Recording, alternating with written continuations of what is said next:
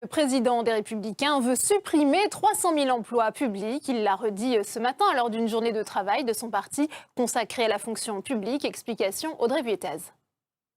En montant à la tribune, Nicolas Sarkozy joue la carte de la franchise. À l'en croire, il faut lourdement réformer l'action publique, beaucoup trop gourmande. Son coût représenterait 57% de la dépense nationale. S'il retourne à l'Élysée, c'est sur la fonction publique qu'il agira. Il faut recommencer le non-remplacement d'un fonctionnaire sur deux, à l'exception des services de sécurité, compte tenu de la menace terroriste qui a explosé.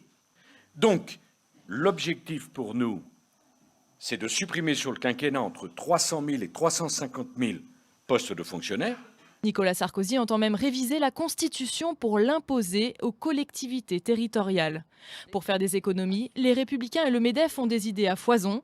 Augmentation du temps de travail des fonctionnaires, convergence des fonctions publiques et privées, notamment sur les retraites, et fin de l'emploi à vie. C'est amusant de voir que même l'armée recrute aujourd'hui par contrat. Si l'armée est arrivée au recrutement contractuel, on se demande pourquoi les jardiniers des collectivités territoriales devraient être des fonctionnaires à vie. Mais hors de question de brusquer les quelques 6 millions de fonctionnaires en France. Ce ne sont pas les fonctionnaires qui sont pauvres, c'est la dépense publique financée par l'impôt. Donc nous pouvons faire mieux aujourd'hui avec moins d'argent public. Une volonté de réforme profonde au moment même où la gauche peine à faire accepter le projet de loi travail. Ce n'est pas impossible pour Éric Woerth si on met les formes.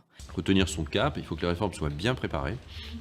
Il faut aussi qu'elles soient cohérentes les unes avec les autres. Il ne faut pas faire une réforme à la fois, il faut en faire plusieurs. Les Républicains continueront donc à plancher jusqu'en juin, date de publication de leur projet pour 2017.